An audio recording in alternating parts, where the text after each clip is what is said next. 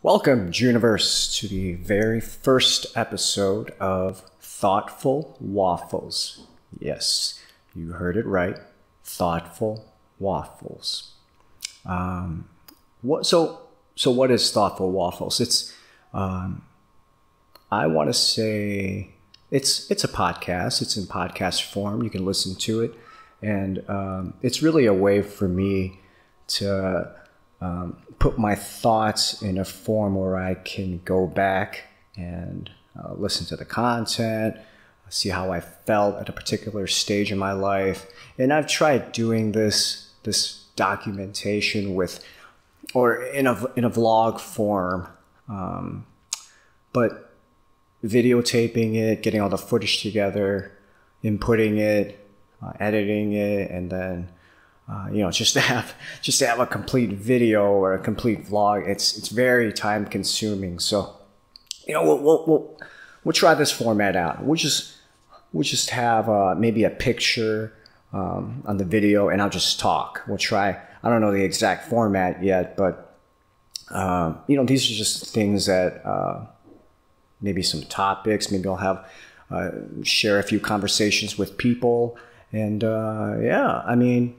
it's just a way for me to go back and listen to how I felt and thought, or what I thought at a particular time in my life. It's a way for my kids to go back and see what life was like for me. So, in this pilot episode, in this pilot podcast, I kind of want to talk about growing up, and more specifically, growing up poor. Now, what do I mean by poor? Of course, when if you hear intermittent screams from the background, it's Lila upstairs. Lila's my daughter. She's upstairs, and she might be looking for me. So you might hear a few screams, "Tata," here and there, but that's okay. We'll try to get through this fairly quickly. What do I mean by poor? Growing up poor, of course, at the time, as a kid, you don't have a concept of what poor is. You really need to see someone else's lifestyle, someone else's luxuries, I should say. And your lack of those luxuries, or what you considered luxuries at the time, to really gauge your family's economic status. So, both my parents came from China, and they came here with me when I was very young. My dad worked at a restaurant. In fact, he's worked in a few restaurants, and that's all he's ever done. In America, of course. But in China, they were both teachers. But here, just starting out in a new country with, I would say almost no understanding of. Actually, no. I think either my mom or my dad taught English. I forget. But, it's a foreign country. They don't know too many people aside from family. And my dad worked in restaurants. My mom,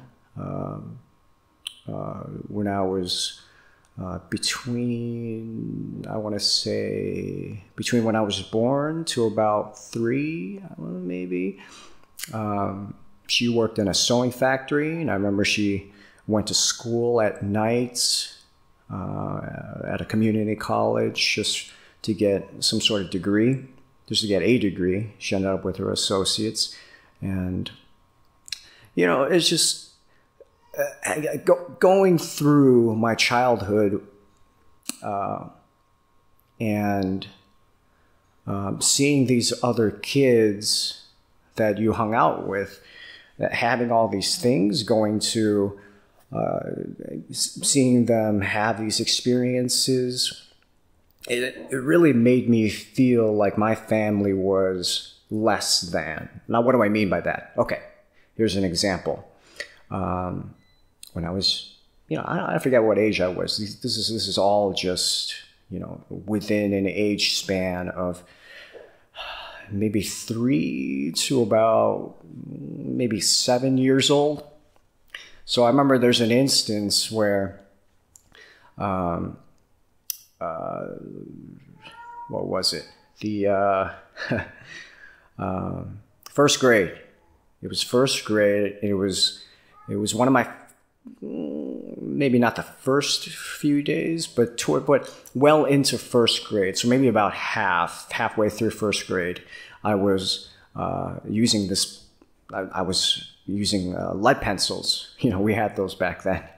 We were using lead pencils, and my pencil was used to the point where I just couldn't use it anymore. It just wouldn't write, and I couldn't sharpen it, and I didn't have any school supplies.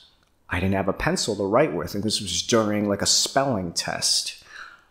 And I remember just crouching down under the desk and scouring the classroom, on the floor, hoping that somebody dropped a pencil or something that I could finish this exam with. And I did. I remember the pencil being purple, and it was a little thicker than your usual number 2 pencil, your yellow number 2 pencil. And I used that for a long time.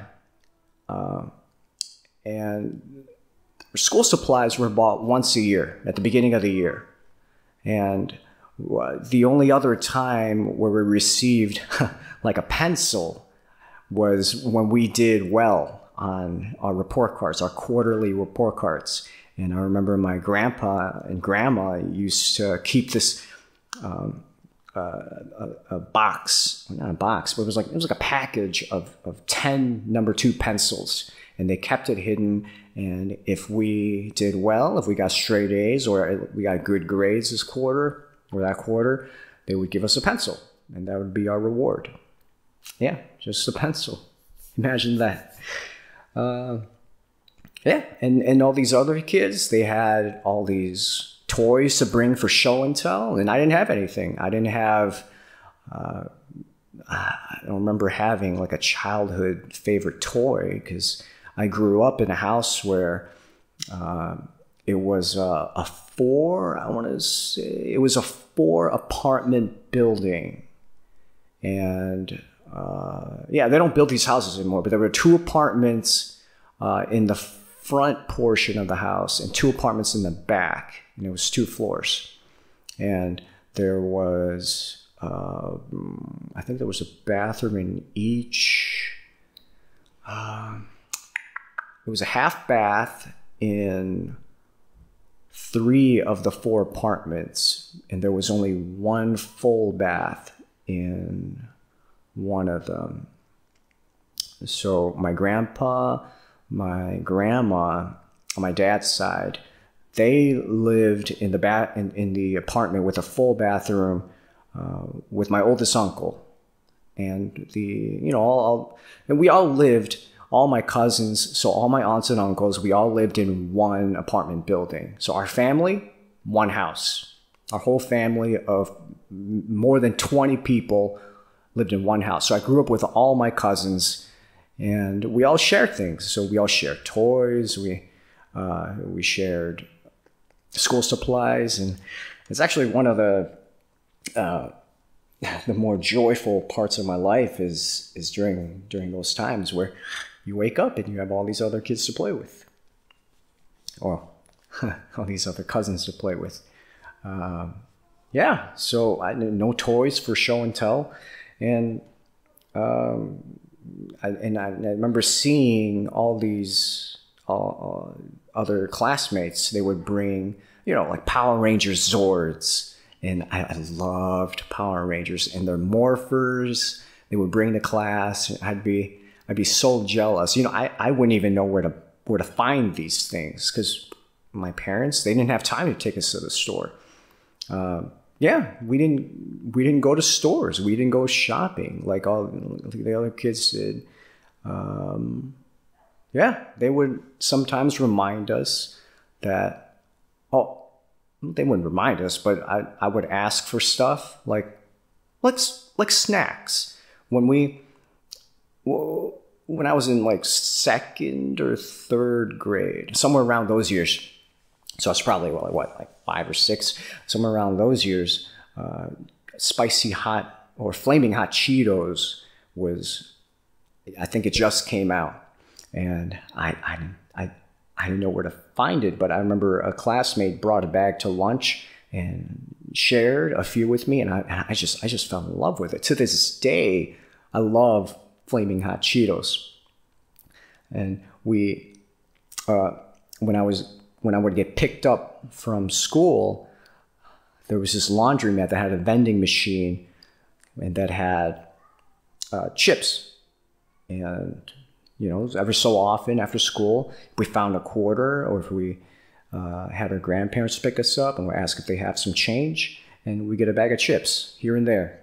And yeah, you know, and that's a very simple luxury for me. And no toys, no school supplies, or very few school supplies. Yeah, what was another instance where I felt just like I didn't have as much as the other kids, and I didn't fully understand at the time why. You know, now as an adult, I can think back and say, you know, it was because, one, mainly because, you know, my parents just didn't have the time or money to buy us things. Me and my brother Henry, we grew up not having or having to share a lot of our toys and things we used. What was another instance? Yeah, well, let's jump forward a little bit to between 4th and 5th grade. I remember those years, Pokemon was just exploding in the world. 95 or 96, those years. Oh man, I remember being so excited that, or picking up Pokemon cards for the first time. And I remember like we wanted Pokemon trading cards. So we told our dad, you know what, Dad, you don't have to buy it for us. We'll come up with the money. And I remember a starter pack of Pokemon cards was like 10 or $11. It was closer to $11 with tax. And I told my brother and I, we told our parents, if we came up with the money, can we go to the store and we get a pack?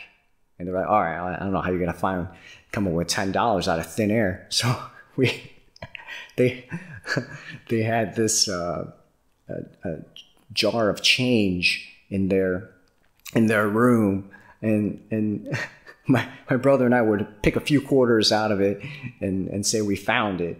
So at the end of like a couple of weeks, we were like, Dad, look who came up with $10, and it was all like quarters and pennies and nickels. We went to the store, we were going to pay for it, and it must have looked, you know, it's so pathetic to the cashier. My dad was just like, all right, put that away. And I think he paid for it, and he just kept all the quarters. So essentially, we just stole money from him and bought ourselves a pack of Pokemon cards. That's what happened. That's what happened.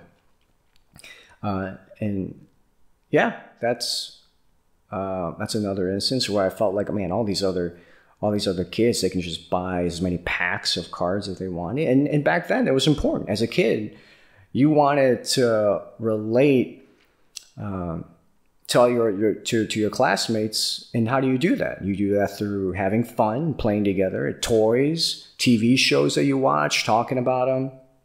And I remember around those years, the first Pokemon movie came out, and a few of the kids on the block we grew up with, they got to go to the movies together, and I felt really left out. You know, I didn't know what a movie was. I didn't know what a movie theater was. And I wanted to see the movie because I saw the movie trailer and commercials, you know, Pokemon, the first movie. This was a big deal. And I didn't get a chance to have an experience like that. And, those are just a few of the times that I can recall, but I'm sure there's a few more instances where I felt, again, less than because of the financial circumstance that we were in. So yeah, fast forward a little bit. I'm in 6th, 7th grade, and this is around the time where jeans were starting to come into popularity, into pop culture. And I went to a Catholic grammar school, so every day you wore uniforms, navy blue dress pants, a white button-up a white button-up shirt, dress shirt, and a dark tie. Yeah, and every day you wore that. So, except for gym days. Gym days, you wore your gym uniforms, which was sweats. But on the rare occasions where you get to dress down, as we called it, or if we had a field trip, you get to wear whatever you want.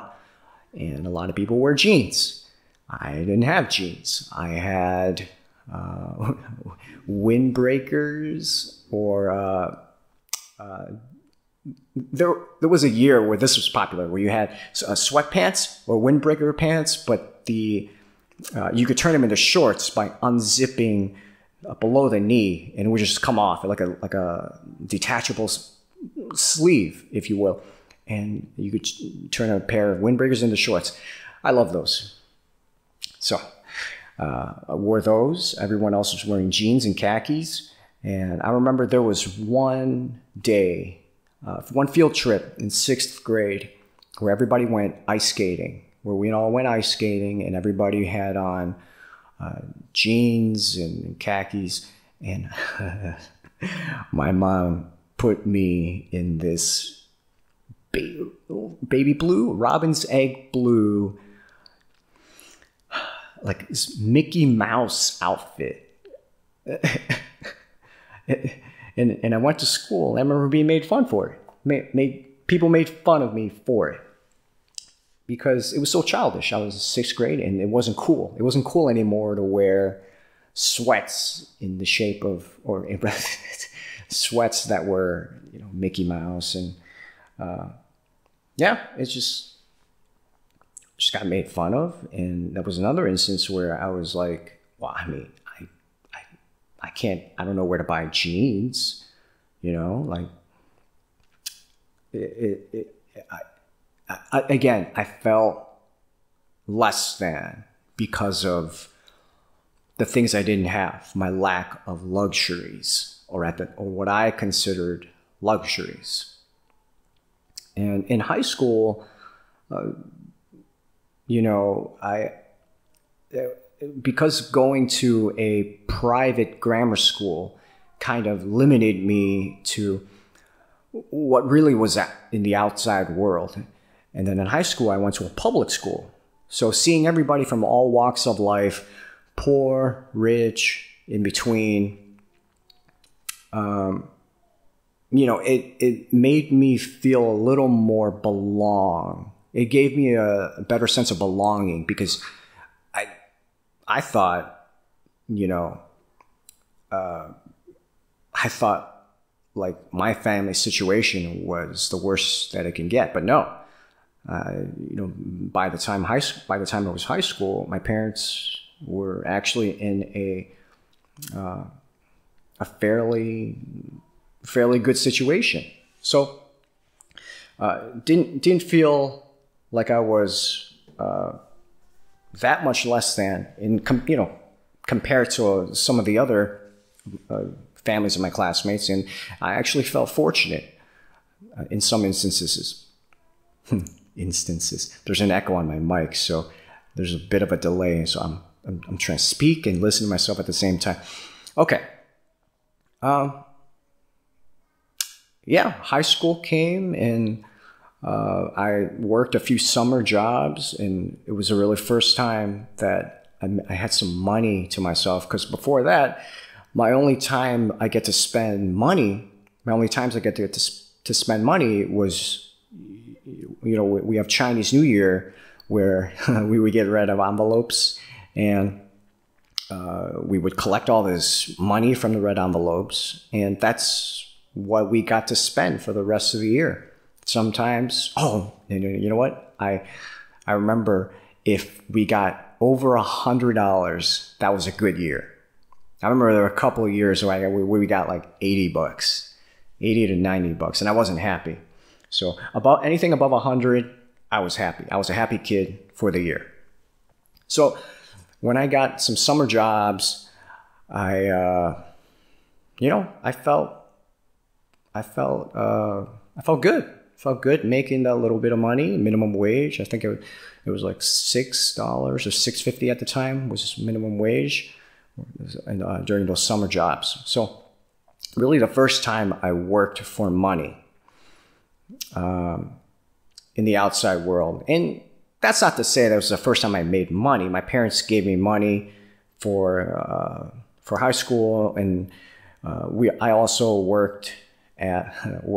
helped out at my parents' restaurant for some tips, and maybe like a daily wage of maybe it was like $10.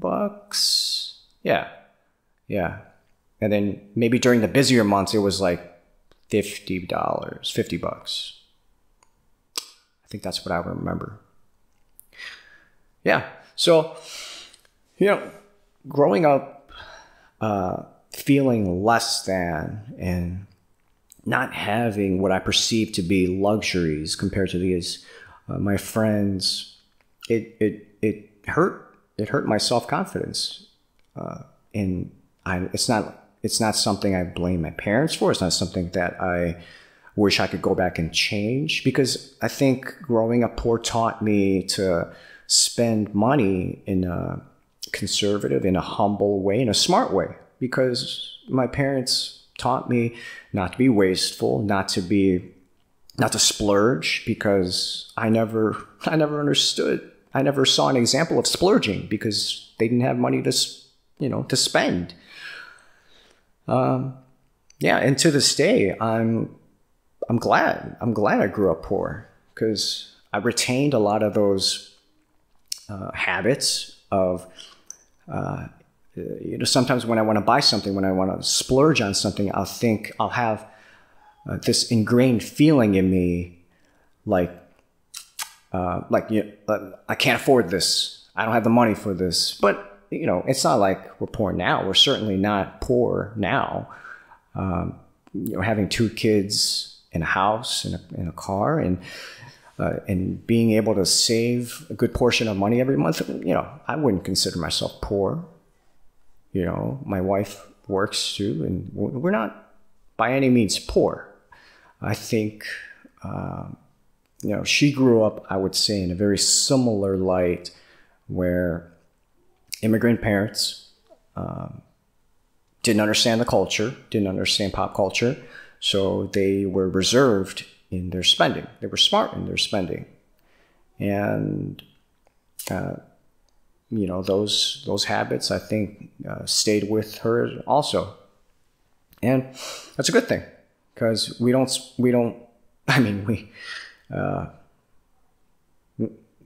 maybe sometimes we're a little bit too frugal, but with my kids, I know I'm going to try to instill some of the values that I picked up growing up. So I'm not saying that I'm going to deprive them of, although I don't see how I can raise them to have the same values as I do now without being poor. Now that's the challenge, is to make them think that they're poor without actually being poor. Well, maybe I'll try that out. So I think that I'm the person I am today. I'm the spender. I'm the frugal sometimes person that I am, because I'm just not used to spending. I'm not comfortable spending spending a lot of money on things that I don't need, or things that I can't afford, or even if I can afford it, I don't think it's something that is worth that amount. So I just don't buy it. Or it's I can't explain it. I can't explain it. I'm just, how can I put this? It's more like if I'm able to do this now, if I'm able to buy all these things now, but I wasn't able to before, I know there are people out there that are in the situation I was in, and it's the example where your parents tell you don't waste food because there are children starving somewhere else. So I don't want to spend this money because somebody else can't afford to buy that. Yeah, that's the line of logic I'm sticking to. So growing up poor was a good thing for me, and I don't regret any of it. Maybe a few times, but for the most part, I'm thankful that I was raised by a money conscious or spending conscious family, and yeah, it's a good thing. So I'm gonna try to convince my kids that they're poor, even though they might not be. All right. Thank you for listening to the first episode of Thoughtful Waffles. And I hope to record another episode next time. And I'm still trying to figure out the format for this. So maybe we'll have a couple of jokes at the end, or maybe an act. But for the most part, that's it. All right. Thanks for listening.